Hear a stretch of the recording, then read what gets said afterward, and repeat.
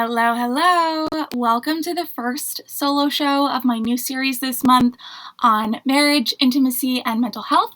On Wednesday, I aired an interview with Dr. Morgan Anderson. She's a clinical psychologist, attachment theory expert, author, and host of the top-rated podcast, Let's Get Vulnerable. If you missed the episode, definitely go back and check it out. Dr. Morgan shares the story of her childhood, the loss of her mom, and how that loss impacted her immediate family and ultimately her career and her relationships. It is a powerful story of resilience, personal growth, and healing that I really want you to hear. And before I move onto the core of Dr. Morgan's work and my reflections on attachment theory, I just want to reiterate Dr. Morgan's bottom line and why she shares her story. She says, and I quote, "If I can heal, anyone can." And not that this is a competition of trauma or anything, but she goes on to say that it's never too late. She says, you're never too broken. You can do the work and heal. Now, coming from me, and I know she would agree, be warned, you will need help, and that is a good thing. If you relate to Dr. Morgan's story, or if you are struggling with relationships, her programs are available to you. Therapists are available to you, coaches, mentors, whoever. Except what took me a long time to learn, help is only going to make you stronger and get you where you want to be faster. And honestly, better off, All right, so now this attachment theory stuff. I shared on the show with Dr. Morgan that I took her quiz online to find out my attachment style. I linked this in the show notes for you. And my results are 60% secure and 40% anxious. I also shared with her on that show that I found it to be a bit difficult when taking the quiz to decipher between how I felt in previous relationships and in previous points of personal growth in my life versus now in my marriage and after years of therapy. But interestingly enough, before writing and recording this episode, I took the quiz again and strictly had my marriage in mind and my most recent self and my beliefs in mind. And guess what? My results were the exact same.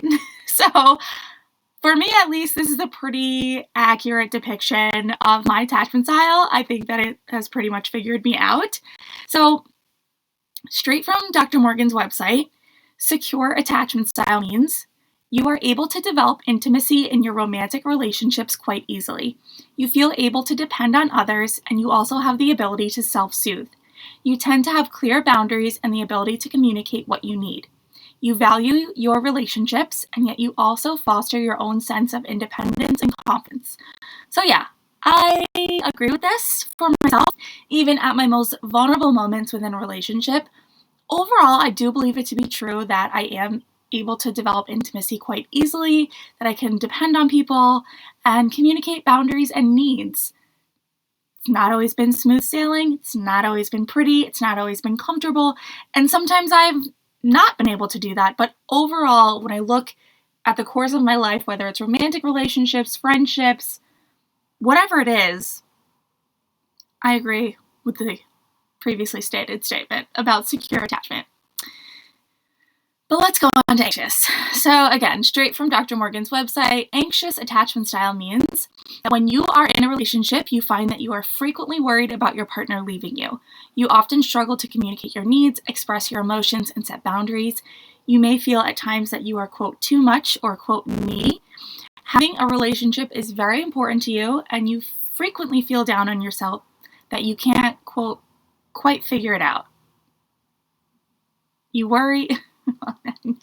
Let's edit there. 4:20.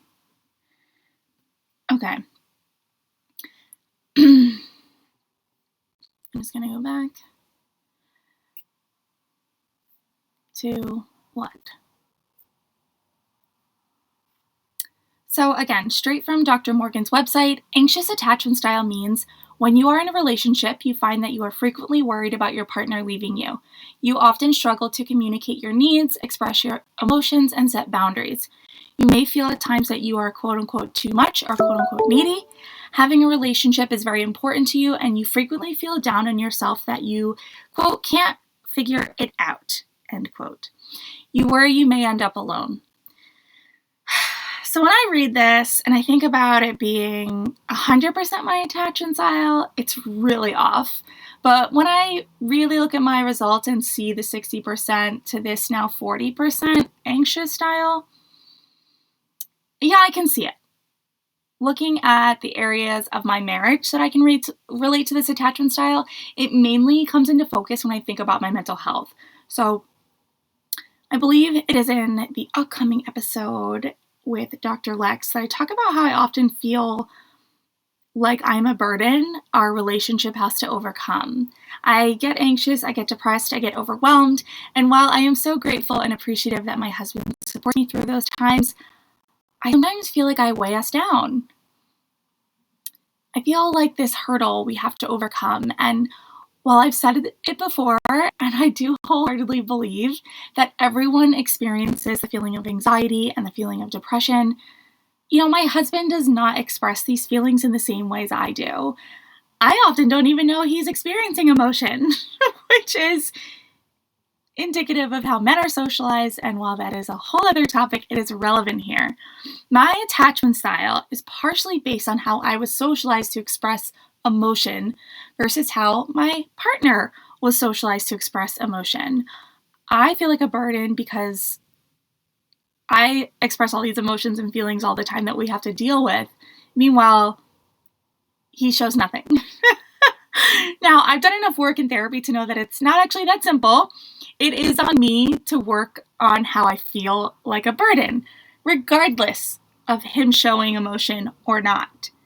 They are related, but it's not actually a cause and effect. It's not like he doesn't show emotion, therefore I'm a burden, which is sometimes, unfortunately, how it feels for me.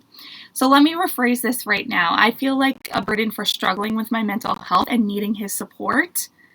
It's not his fault.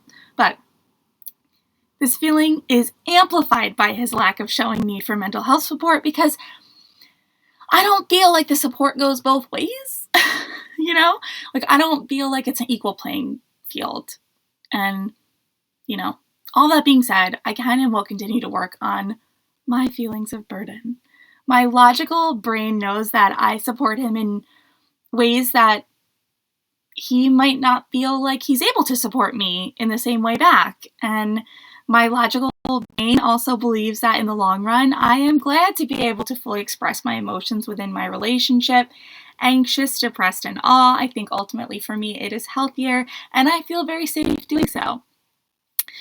Now, going back to the definition of the anxious attachment style, where it says having a relationship is very important to you, and you frequently feel down on yourself that you can't figure it out.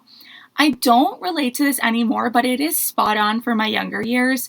I always wanted a relationship, and while I was in them, I rarely felt secure as a teen and in my early 20s before meeting my husband. I always wanted to, be the one to say, hey, let's have a talk. I always wanted reassurances and commitment that I rarely got. Boyfriends were a series of get together, then break up, get together and break up, flings or situationships as the kids call them these days. And I only had a few times in my life where I felt like I was in the driver's seat of those relationships. And as I'm saying that out loud right now, I can totally see how over many years of those patterns, how that would evolve into an anxious attachment style. If you're not ever getting the security, yeah, of course you're going to worry about it moving forward. So I don't know. This is definitely, I'm glazing over it because it is really in depth and it is really personal, truly. This month is going to be tough for me in that aspect. This is an area of life, intimacy and marriage and relationships that, as much as I have shared, it is difficult to share the most. So hang in there with me. I hope at the very least you are now anxious about your attachment style. To reiterate, Dr. Morgan, there are 4 attachment styles: secure, anxious, avoidant, and disorganized. Again, I've linked Dr. Morgan's quiz in the show notes, so please take it if you don't already know your style. And just a reminder, it's not a label that has to stick with you forever or define who you are. It is merely a way of looking at how you relate in relationships, how you develop relationships, cultivate them, everything, how you are in a relationship. So for more on that, check out Dr. Morgan on social media and listen to our podcast, all linked in the show notes. And also, if you want to hear more from Dr. Morgan, go to sasssays.com/panel and sign up to join us live on our virtual Zoom panel. Bring your questions, ask your questions ahead of time, whatever you're comfortable with. June 28th, 1 p.m. Eastern. Sign up for the Zoom link, sasssays.com/panel, and check back in on Wednesday for my next expert interview with Dr. Tara. All right, bye.